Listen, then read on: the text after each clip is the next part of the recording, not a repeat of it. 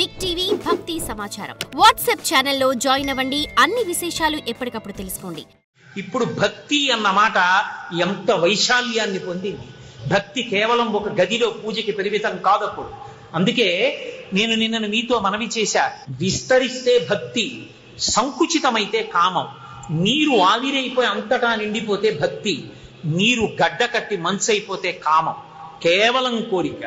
కాబట్టి భక్తి వేరు, కామము వేరు. అటువంటి భక్తి యందు తరించాలి అంటే ఈశ్వర ప్రోక్తమైనటువంటి వేదాన్ని ఆధారంగా చేసుకుని బ్రతకడం, ధర్మాన్ని పట్టుకోవడమే నిజమైనటువంటి భక్తి. అందుకే అంకోలం నిజబీజ సంతతి రయస్కాంతో ఫలం సూచిక సాధ్వీ నైజ విభుం. మూడో ఉపమానం చెప్తున్నారు శంకరాచార్యుల వారు. భక్తి అంటే సాధ్వీ నైజ విభుం. భార్య భర్తకి దగ్గరగా ఉండాలి అని లేదు.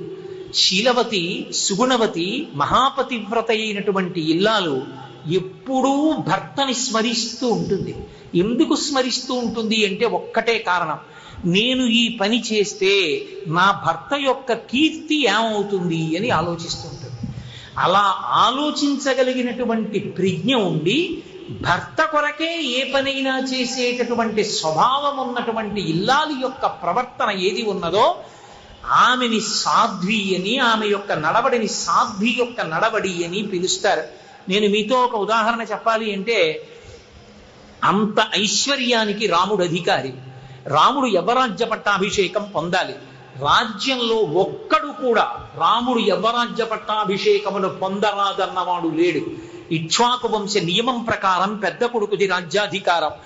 అటువంటి రాముడి యందు ఏ దోషం లేకపోయినా నిన్న రాజ్యం ఇస్తానన్న దశరథ మహారాజు గారు మరునాడు ఉదయం పిలిచి అరణ్యవాసానికి వెళ్ళిపోమన్నాడు. తండ్రిని సత్యమునందు నిలబెట్టడానికి నేను అరణ్యాలకు వెళ్ళిపోతానని రాముడు బయలుదేరిపోతుంటే సీతమ్మ తల్లి నేను నీతో వచ్చేస్తానని బయలుదేరింది. బయలుదేరుతున్న సీతమ్మ ఒక మాట అంది. నా జీవితంలో సుఖము అన్న మాటకు అర్థం ఏమిటో తెలుసా? అంతఃపురంలో ఉండి భోగభాగ్యాలు అనుభవించడం కాదు. రామా, మీరెక్కడుంటారో అది అయోధ్య, మీరు ఎక్కడ ఉండరో అది అరణ్యం. ఇక్కడ అంతఃపురం ఉన్నా మీరు లేని నాడు నాకు అది అయోధ్య కాదు అంటూ ఆమె ఒక శ్లోకం చెప్పింది. పరమాద్భుతమైనటువంటి శ్లోకం. నా తల్లి అంది, నా తంత్రి వాజ్యతే వీణ, నా చక్రో వర్తతే రథః, నాపతి సుఖమే దీత యస్యాదపి శతాత్మజా. రామా, ఏమిటో అరణ్యంలో పులులుంటాయి, సింహాలుంటాయి, పావులుంటాయి, పక్షులుంటాయి, భయం ఉంటుందని మీరు అంటున్నారు. కానీ నాకు మీరెక్కడున్నారో అక్కడే సుఖం. ఇక్కడ మామగారున్నా, అత్తగారులున్నా, సైన్యం ఉన్నా, అంతఃపురం ఉన్నా, భోగభాగ్యాలున్నా నాకు ఇక్కడ సుఖం లేదు. ఎందుకో తెలుసా? కులవతి అయినటువంటి ఇల్లాలికి ఒక లక్షణం ఉంటుంది. నా తంత్రి వాజ్యతే వీణ. వీణ తీగని గోటితో పెనగుతారు. పెనగితే వీణ మోగుతుంది. వీణ తీగ మోగింది అనరు, వీణ మోగింది అంటారు. పెనగి గోటి దెబ్బలు తిన్నది వీణ తీగ. కీర్తి వచ్చింది వీణకి. నా తంత్రి వాజ్యతే వీణ, నా చక్రో వర్తతే రథః. రథం వెడుతోంది అంటారు. రథచక్రాలు వెళ్ళిపోతున్నప్పుడు ముళ్లలోనూ అనేకమైన రాళ్ల మీద, గాజు పెంకుల మీద ఎక్కుతాయి. అలా కష్టపడి వెడుతున్న రథచక్రాలు వెడుతున్నాయి అనరు, రథం వెడుతోందంటారు. చక్రముల వలన రథానికి కీర్తి వచ్చింది. తీగల యొక్క కష్టం వల్ల వీణకి కీర్తి వచ్చింది. నా తంత్రి వాజ్యతే వీణ, నా చక్రో వర్తతే రథః, నాపతి సుఖమే దేత. అసలు భర్త ఎంతో కీర్తివంతుడై ధర్మాన్ని పట్టుకున్నవాడైతే ఆమెకి ఏమీ తెలియకపోయినా ఆయనని అనుగమించిన కారణం చేత ఆయన ఇల్లాలు అని ఎంతో గౌరవిస్తారు. కాబట్టి భర్త వలన భార్యకి కీర్తి తప్పరామా, భర్తతో కలిసి ఉండడంలో కీర్తి ఉంది. కానీ భర్త కన్నా ఇంకా ఎక్కడో ఏదో భోగం ఉంటుంది, సుఖం ఉంటుంది అనుకున్న ఆడదానికి కీర్తి ఎక్కడుంది? యస్యాదపి శతాత్మజ అంది సీతమ్మ. నిద్రమంచం నుంచి లేచి ఆమె కాలు కింద పెడుతున్నప్పుడు, అమ్మా నువ్వు కాలు కింద పెట్టడానికి వీల్లేదని అత్యంత ప్రేమ కలిగినటువంటి 9 కుమారులు తమ అరచేతులు నేల మీద పెట్టి, అమ్మా మా అరిచేతుల్లోనే నువ్వు కాళ్ళు వేస్తూ నడమ్మా అని నడిపించగలిగినటువంటి 9 కుమారుల వలన పొందిన సుఖం కన్నా భర్త వలన పొందిన సుఖమే స్త్రీకి ఎక్కువ. అందుకని రామా, నేను మిమ్మల్ని విడిచిపెట్టి ఉండను, మీరెక్కడున్నారో నాకు అక్కడే సుఖం అంది.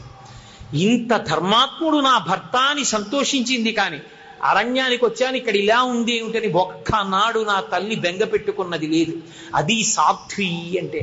సాధ్వి మనసు ఎప్పుడూ ఎక్కడుంటుంది అంటే భర్త మీద ఉంటుంది. భర్త సంతోషమే తన సంతోషము, భర్త కీర్తి తన కీర్తి.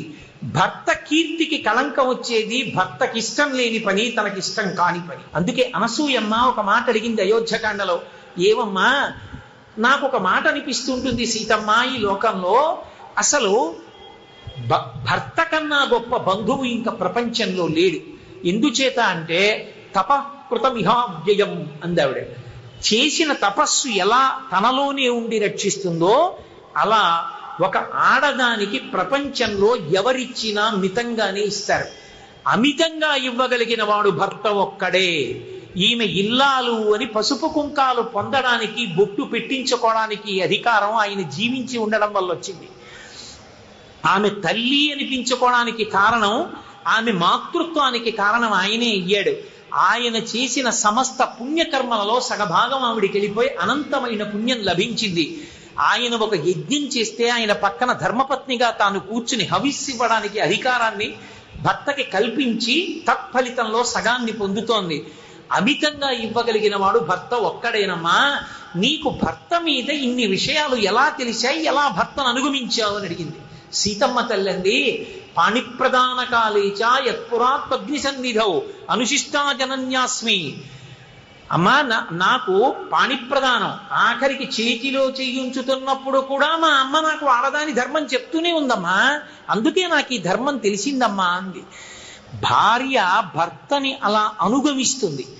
ఆయన కీర్తికి కళంకం వస్తుంది అన్న పని, ఆయనకి కష్టం కానిది నాకు కష్టం అవడానికి వీలు లేదు. ఆయనకి సుఖం అనిపించినదేదో అది నాకు కూడా సుఖమే. ఇది తేలిక మాట కాదు. లోకంలో మీరు రామాయణం చదివితే ఒక అద్భుతమైన విషయం కనపడుతుంది.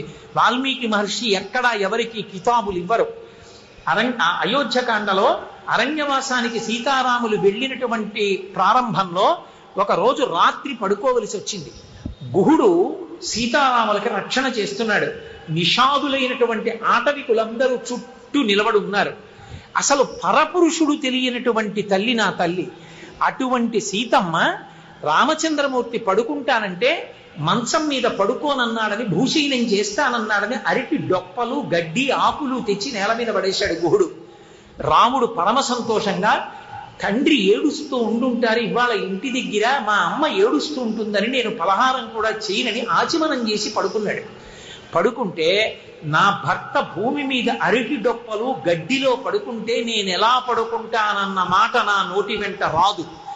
నేను కూడా నా భర్తతో కలిసి అలాగే పడుకుంటాను, నా భర్తకి సుఖము నాకు సుఖము అని సీతమ్మ వెళ్ళి రాముడి పక్కన పడుకుని అంతమంది ఆటవికులు చూస్తుండగా నిద్రపోయింది ఆవిడ.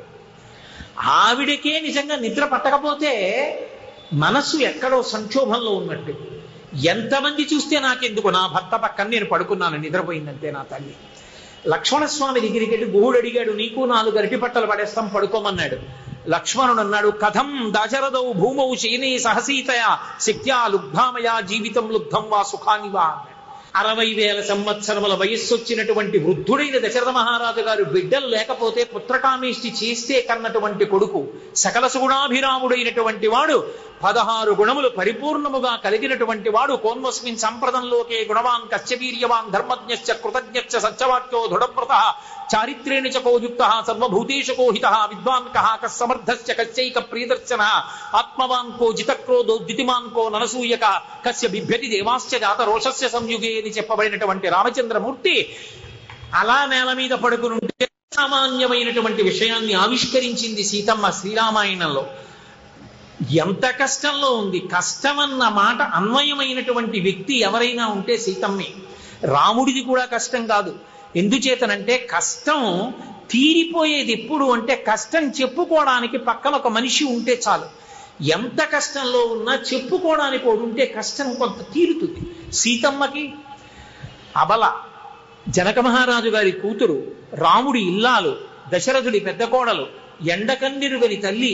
అటువంటి ఆమె లంబకన్న లలాటంచ లంబోదర పయోదరాం లంబోష్ఠీం లంబచుబుకాం లంబాస్యాం లంబజానుకాం అన్న అంత వికృతమైనటువంటి రాక్షస స్త్రీల మధ్య శిశుపా వృక్షం కింద కూర్చుని ఉంటే అటువంటి తల్లి అంత శోకంలో ఉంటే తన కష్టం చెప్పుకోవడానికి కూడా మనిషి లేడు, వినేవాడు లేడు. ఎందుకు ఈ పాతివ్రత్యం? రావణుడి పాంపు చేరని బోధ చేసేవాళ్లే.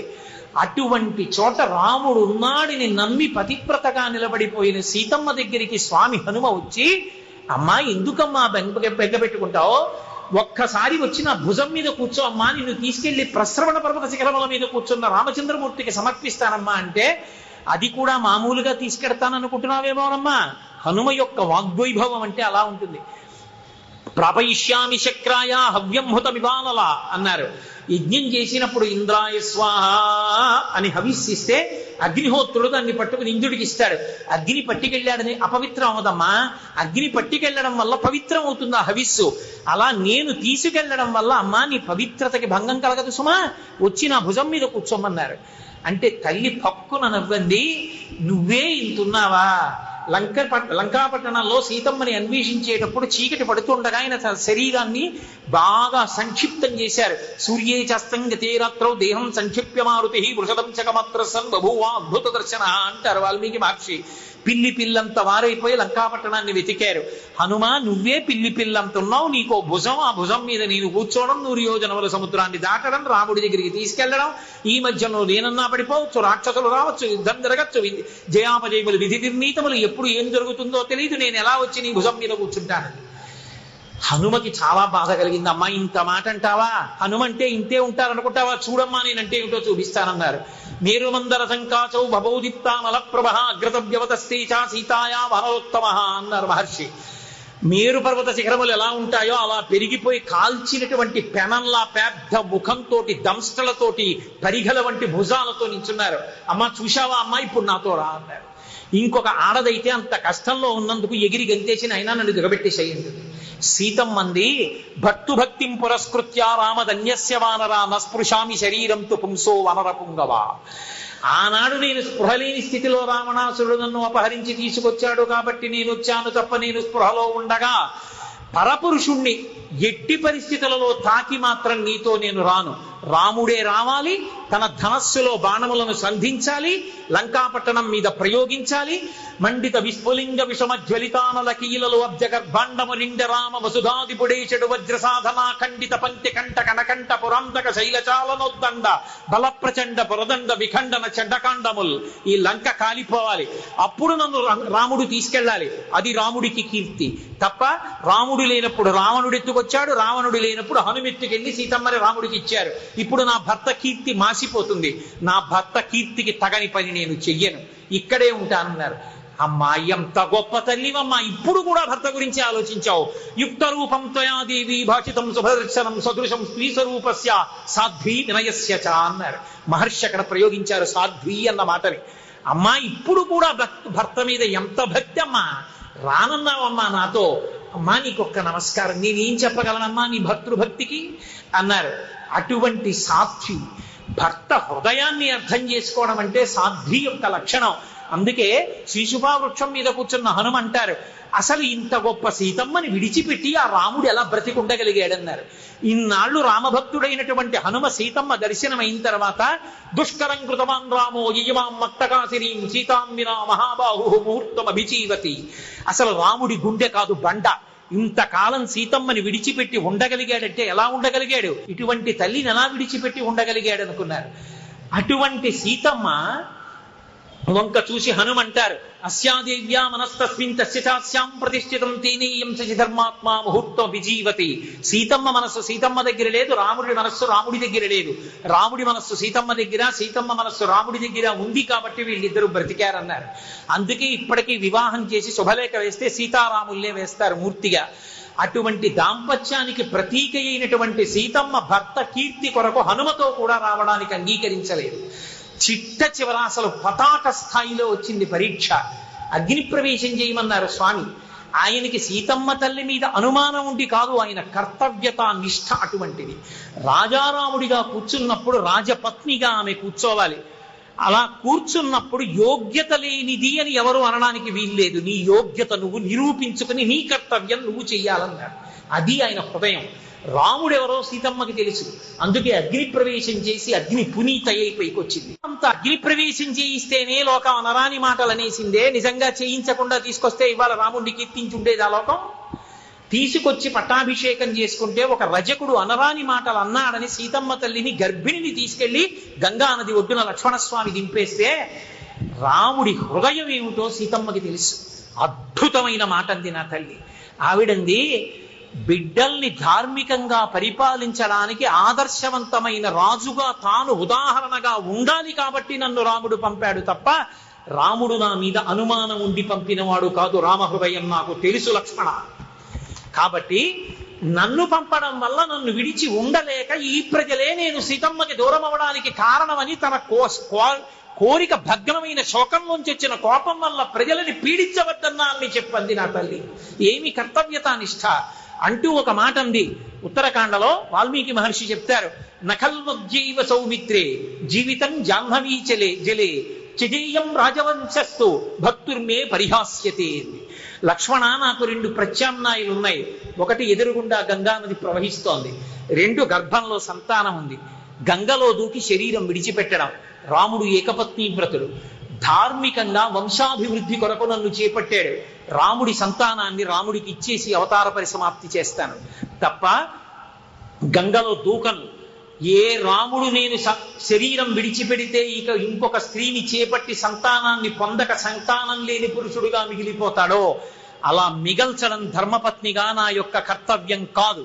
రాముడి కీర్తి కొరకు, రాముడి అభ్యున్నతి కొరకు బిడ్డల్ని కని పెంచి పెద్ద చేసి సుశిక్షితుల్ని చేసి ధర్మాత్ముల్ని చేసి రాముడికి అప్పచెప్పి అవతార పరిసమాప్తి చేసేస్తానంది. ఎక్కడో అక్కడ సీతమ్మ ఉన్నదన్నంత కాలం రాముడు ఉన్నాడు. సీతమ్మ అవతార పరిసమాప్తి చేస్తే రాముడు అవతార పరిసమాప్తి చేసేసాడు. అది సీతారాములంటే, అది సీతమ్మ అంటే. ఎప్పుడు ఆలోచించినా భర్త గురించే. అటువంటి సాధ్వి నైజ విభం. సాధ్వికి పక్కనే భర్త ఉండాలని లేదు, ఎప్పుడూ భర్త గురించి ఆలోచిస్తుంది. అలా ఎప్పుడూ భగవంతుణ్ణి గురించి ఆలోచించడం భక్తుని యొక్క లక్షణం. ఏది చేస్తున్నా ఇవాళ నేను ఈ పని చేస్తే మళ్ళీ రేపు పూజా మందిరంలోకి వెళ్ళడానికి నాకు అర్హత ఉంటుందా? నా స్వామి పాదములు చాపి నా దగ్గర పాద్యము పుచ్చుకుంటారా? నన్ను చూసి ఛీ ధూర్తుడా అని తల తిప్పుకుంటారా? అమ్మో, రేపు నేను పూజా మందిరంలోకి వెళ్ళినప్పుడు నా స్వామి నా చేత పూజలు అందుకోని పని నేను చెయ్యను అని ఎప్పుడూ భగవంతుడి గురించి ఆలోచించి పని చేసేవాడెవరో వాడు సాధ్వి. భర్త గురించి ఆలోచించినటువంటి భక్తుడు. అప్పుడు ఇంకా దగ్గరగా ఉంటాడు మానసికంగా. సాధ్వి నైజ విభం లతా క్షితిరుహం. ఇక్కడ ఒకదానినొకటి పెనవేసుకుపోతాయి. ఒక పెద్ద చెట్టుకి తీగ అల్లుకుని పువ్వులు పూసింది. పరాశర భట్టర్లు శ్రీగుణరత్న కోశం చేస్తూ అంటారు, అనుకలతను కాండాలింగనారంభ శుంభత్ ప్రతిరిజభుజ శాఖా శ్రీ సఖానోకహర్ది స్థననైనగుడుచ్ఛస్పార పుష్పద్విరేఫ రచయితుమై లక్ష్మి కల్పవల్లీ కటాక్షాన్ అంటారు. పెద్ద వృక్షానికి పెద్ద పెద్ద పువ్వులున్న తీగ అల్లుకున్నట్టు తన యొక్క వక్షోజములు ఆ శ్రీ మహావిష్ణువు యొక్క శరీరమునకు నొక్కుకునేటట్టుగా కౌగిలించుకున్నటువంటి లక్ష్మీదేవి చేత కౌగిలింపబడినటువంటి విష్ణువుని మేము ఆరాధిస్తున్నాం అంటారు. శంకర భగవత్పాదులు కూడా శివానంద లహరిలో సంధ్యారంభ విజృంభితం శృతిశిరస్థానాంతరాధిష్ఠితం సప్రేమ భ్రమరాభిరామమ సత్వాసనాశోభితం భోగీంద్రాభరణం సమస్త సువన పూజ్యం గుణావిష్కృతం సేవే శ్రీగిరి మల్లికార్జున మహాలింగం శివాలింగితం అంటారు. ఆ భ్రమరాంబ చేత కౌగిలింపబడిన మల్లికార్జునుడిని మేము సేవిస్తున్నామంటారు. ప్రకృతి పురుషులు కలిసి ఉంటారు, లేకపోతే అదొక ప్రమాదం. కాబట్టి చెట్టుని అల్లుకున్న తీగ ఎలా ఉంటుందో భక్తుడు భగవంతుడితో అలా కలిసిపోతాట. అప్పుడు ఇక తీగని వేరు చేయడం సాధ్యం కాదు. అలా అల్లుకుంటాయి రెండు. ఇప్పుడు తీగ వలన చెట్టు కందమా, చెట్టు వలన తీగ కందమా అంటే ఎవరూ చెప్పలేరు. వాల్మీకి మహర్షి రామాయణంలో లేదు. కానీ ఒక విషయం మీతో మనవి చేస్తాను. సీతారామ లక్ష్మణులు అరణ్యవాసానికి వెళ్ళిపోతున్నారు. అగ్రత ప్రయౌ రామ మధ్యే సీతా సుమధ్యమా పృష్ఠతస్తు ధనుష్పాణి లక్ష్మణో అనుజకామ. ముందు రాముడు, మధ్యలో సీతమ్మ, వెనక లక్ష్మణస్వామి నడుస్తున్నారు. అకస్మాత్తుగా రాముడు ఆగిపోయాడు. లక్ష్మణుడిని పిలిచి అన్నాడు, సీతమ్మని పిలిచి అన్నాడు, సీతా సీతా చెట్టు చూసావా ఎంత పెద్ద చెట్టు? ఆ చెట్టుకి చెట్టుగా అందం లేదు. ఒక తీగ అల్లుకుని చెట్టంతా పాకేసి పువ్వులు పూసింది. ఆ తీగ అల్లుకుని అన్ని పువ్వులతో ఉండడం వల్ల చెట్టుకు అందం వచ్చింది, అవునా అన్నాడు. అంటే అంటే సీతమ్మంది నాకు అలా అనిపించట్లేదు. అది ఎంత గొప్ప తీగైనా ఎన్ని పువ్వులతో ఉన్నా ఆ చెట్టు ఆధారంగా దొరకకపోతే నేల మీద పాకితే పశువులు తినేసేవి, మనుష్యులు తొక్కేసేవారు. అంత పెద్ద చెట్టు ఆధారంగా దొరికింది కాబట్టి తీగ శోభించింది, చెట్టుదే అందమని నేను అనుకుంటున్నానంది. అంటే రాముడి ఉద్దేశ్యం ఏంటంటే తీగ అంటే ఆడది. సీత నీ వంటి భార్య లభించడం వల్ల నాకు కీర్తి లభించింది లోకంలో అని ఆయన అన్నాడు. సీతమ్మంది కాదు కాదు, చెట్టు అంటే పురుషుడు, మీ వంటి భర్త దొరికాడు కాబట్టి నా శీలం శోభించింది అని ఆవిడంది. ఇద్దరు నీ వలన నేనంటే నా వలన నువ్వు అంటున్నారు, నీ వలన నేనంటున్నారు. ఇలా కాదని రాముడు లక్ష్మణస్వామి వెనక తిరిగి అన్నాడు, తీగ వల్ల చెట్టు కందమా, చెట్టు వల్ల తీగ కందమా లక్ష్మణ నువ్వు చెప్పన్నాడు. లక్ష్మణస్వామి అన్నాడు, తీగ వల్ల చెట్టు కందమో చెట్టు వల్ల తీగ కందమో నాకు తెలియదు కానీ అన్నయ్య, అన్ని పువ్వులతో సువాసనతో ఉన్న ఆ లేత తీగ చెట్టునంతా అల్లుకుని ఉండగా, ఆ తీగ అల్లుకున్న చెట్టు పువ్వులతో కాయలతో ఉండగా దాని కింద కూర్చుని విశ్రాంతి తీసుకునే బాటసారినైనా నేను అదృష్టం అంటున్నయ్య. సీతారాములు అన్నయ్య వదినలుగా దొరికి మిమ్మల్ని అనుగమించగలిగిన నా జన్మ అదృష్టం అని లక్ష్మణస్వామి అన్నాడు. లతాక్షితిరుహం, తీగ చెట్టు నల్లుకున్నట్టు అల్లుకుంటుంది, ఎప్పుడు చుట్టూ అల్లుకుని ఉంటాడు, భగవంతుడితోటే ఉంటాడు. కమలాక్షు నర్చించు కరములు కరములు శ్రీనాథు వర్ణించు జిహ్వ జిహ్వ, సురరక్షకుని చూచు చుట్కులు చుట్కులు, శేషసాయికి మృక్కు శిరము శిరము, విష్ణునాకర్ణించు వీనులు వీనులు, మధువైరిద వినిన మనము మనము, భగవంతు వలకొను పదములు పదములు, పురుషోత్తముని మీది బుద్ధి బుద్ధి, దేవదేవుని చింతించు దినము దినము, చక్రహస్తుని ప్రకటించు చదువు చదువు, కుంభినీదవు చెప్పెడి గురుడు గురుడు, తండ్రి హరిజేరుమని ఎడి తండ్రి తండ్రి అంటాడు ప్రహ్లాదుడు. అలా ఎప్పుడు భావనల యందు భగవంతుడితో అల్లుకుపోయిన వాడెవరున్నాడో ఆ భక్తి లతాక్షితిరుహం. ఆఖరికి వచ్చేటప్పటికి సింధు సరిద్వల్లభం, నది ప్రవహించి ప్రవహించి ప్రవహించి ప్రవహించి వెళ్ళి ఎవరూ దారి చెప్పకపోయినా తానే వెళ్ళి సముద్రంలో కలిసిపోతుంది. కలిసిపోయిన తరువాత ఇంకా నదిలో కలిసిపోయినట్టు, నది సముద్రంలో కలిశాక ఓ నది సముద్రం నుంచి వేరుగా కనపడు అంటే ఇక కనపడదు. అంకోలం గింజ వేరుగా కనపడుతుంది కింద పడినప్పుడు, తీగ చెట్టు నుంచి వేరుగా కనపడుతుంది, భార్య భర్త నుండి వేరుగా కనపడుతుంది. కానీ నది సముద్రంలో కలిసిపోయిన తరువాత ఇక కనపడదు. భగవంతుణ్ణి వేదప్రోక్తమైన కర్మల చేత పరమభక్తితో ఆరాధించి ఆరాధించి ఆరాధించి భగవంతుణ్ణి ధార్మికమైన భగవత్ ప్రోక్తమైన కర్మల చేత భక్తితో ఆరాధించడం వల్ల ప్రీతి పొందినటువంటి భగవంతుడిచ్చినటువంటి జ్ఞానము వలన నేను శరీరము కాదు ఆత్మ అని ఎవరు జ్ఞానమును పొందాడో అటువంటి వాడు జీవన్ముక్తుడు అంటారు. శరీరం పడిపోయాక ఇక ఆయన కైవల్యాన్ని పొందాడు అంటారు. కాబట్టి అటువంటి జీవన్ముక్తి పొందడమే, శరీరంతో ఉన్నా సరే ఇక ఆయనకి నేను శరీరం అన్న భ్రాంతి ఉండదు, సాక్షిగా చూస్తూ ఉంటాడు, శరీరం వంక కూడా చూస్తూ ఉంటాడు. అలా భగవాన్ రమణులకు సర్కోమా శస్త్రచికిత్స చేశారు, పుండంతా కోసేశారు, కట్టు కట్టారు, ఆయన్ని తీసుకెళ్ళి గదిలో పడుకోబెట్టారు. బయట చలేస్తోంది, తీసుకొచ్చి మంచం కింద హీటర్ పెట్టారు. తెల్లవారేటప్పటికి ఆయన ఒళ్ళంతా తెల్లగా అయిపోయి పగిలిపోయినట్లు అయిపోయి నెత్తురు చుక్కలు పైకి చిమ్మింది. డాక్టర్లు వచ్చి చూసన్నారు, ఇది ఆపరేషన్ తప్పు కాదు, ఈ సర్కోమాకి ఆపరేషన్ చేస్తే హీటర్లు పెట్టకూడదు. ఎవరు పెట్టారు ఈ హీటర్లు? నరకం అనుభవించేసినట్టే అంత బాధగా ఉంటుంది, శరీరం బద్దలైపోతుంది. అసలు ఎంత క్లేశపడ్డారో రాత్రిన. ఎవరు పెట్టారు హీటర్లు అని అడిగారు. ఆ ఆశ్రమంలో ఉన్న వాళ్ళు అన్నారు, బయట చలిగా ఉంది, ఆపరేషన్ అయిందని హీటర్ పెట్టాం. హే భగవన్, ఇంత కష్టంగా ఉన్నప్పుడు పిలిచి హీటర్ తీసేయమంటే తీసేస్తాం కదా, ఎందుకు పిలవలేదన్నారు. ఆయన అన్నారు, వాళ్ళేమో దీన్ని కోసేస్తే ఇది బాగుంటుందని దీన్ని కోశారు, అప్పుడు చూశాను తమాషా. మీరేమో కోసేసిన తర్వాత బయట చల్లగా ఉంది కాబట్టి హీటర్ పెడితే దీనికి బాగుంటుందని మీరు హీటర్ పెట్టారు. ఇదేమో మాకు కోశారని నిప్పెట్టింది, మీరు హీటర్ పెట్టారని రాత్రి బద్దలై ఇంకా బాధపడింది. మీరు చేస్తున్నవి చూస్తున్నాను, వాళ్ళు చేస్తున్నవి చేస్తున్నాను, ఇది పడుతున్న బాధలు చూస్తున్నాను, మాకేమీ అన్ని చూస్తున్నాము అన్నారు రమణులు. అది జ్ఞానం అంటే. అది అతికించుకుంటే వచ్చేది కాదు. చిన్నతనంలో మేము ఇంట్లో అన్నం ముద్ద ఇవ్వలేదని అంటించడానికి కాగితాలన్నీ కత్తిరించి గాలిపటానికి తోక ఉమ్ముతో అంటించేవాళ్ళం. ఇలా ఎగరేగానే ఊడిపోయేది. జ్ఞానం అంకురించకుండానే జ్ఞానిలా ప్రవర్తిస్తే అది నిలబడదు. గోచి పెట్టుకున్న వాళ్ళందరూ రమణ మహర్షి కాలేరు. రమణ మహర్షి అయిపోయిన తర్వాత నువ్వేం కట్టుకున్నావు, ఏం చుట్టుకున్నావు అన్న దానితో సంబంధం లేదు. ఆ సాక్షిగా నిలబడగలిగినటువంటి స్థితి సముద్రమునందు నది కలిసిపోవడం. అందుకే సనాతన ధర్మంలో సాగర సంగమం అంత గొప్పదైంది. సాగరంలో స్నానం చేస్తే మహాసంకల్పం చెప్పి స్నానం చేస్తారు. కాబట్టి అందుకే కుంతీదేవిని కృష్ణ పరమాత్మ అడిగాడు, నీకేం కావాలత్తా అని అడిగాడు. కృష్ణ యదుభూషణ నరసఖ శృంగార రత్నాకర లోకద్రోహి నరేంద్ర వంశధాన లోకేశ్వర దేవత నీక బ్రాహ్మణ గోగణర్తిహరణ నిర్వాణ సంధాయక నీకున్ మృక్యద త్రుంపవే భవలతల్ నిత్యానుకంపానిధి అంటూ ఈ భవలతలని త్రుంచేసేయి అంటూ ఆవిడ ఒక మాట అంది. యాదవులందు పాండు సుతులందు నాకు మోహ విచ్ఛేదము చేయుమయ్య ఘనసింధువు చేరిడి గంగభంగి నీపాద సరోజ చింతనముపై అనిశము మదీయ బుద్ధి చాదర వృత్తితో గదియగనట్లు చేయగదయ్య ఈశ్వరా అంది. గంగానది ప్రవహించి సముద్రంలో కలిసిపోయినట్లు ఎన్ని కష్టాలు పడ్డానో, ఎన్ని సుఖాలు పడ్డానో, ఇంకా ఈ భవలతలు తీసేయి. ఈ యాదవులని, నా కొడుకులని, ఈ వ్యామోహాలు, ఈ అల్లర్లు నాకొద్దు. ఇక నా మనస్సు ఏ కదలిక కదిలినా నీ గురించి ఆలోచన చేసి కదిలినటువంటి గంగ చిట్ట చివర సముద్రంలోకి చేరిపోయినట్టు నీకు నాకు భేదం లేకుండా నీ యందు నేను ఐక్యమైపోయి రెండుగా ఉన్నవి ఒక్కటైపోయేటట్టు పతంజలి మహాభాష్యం చేస్తూ అంటాడు. అనేన యుజ్యతే ఇది యోగ అంటాడు. అనేకముగా ఉన్నవి ఒకటిగా మారిపోవడమే యోగము.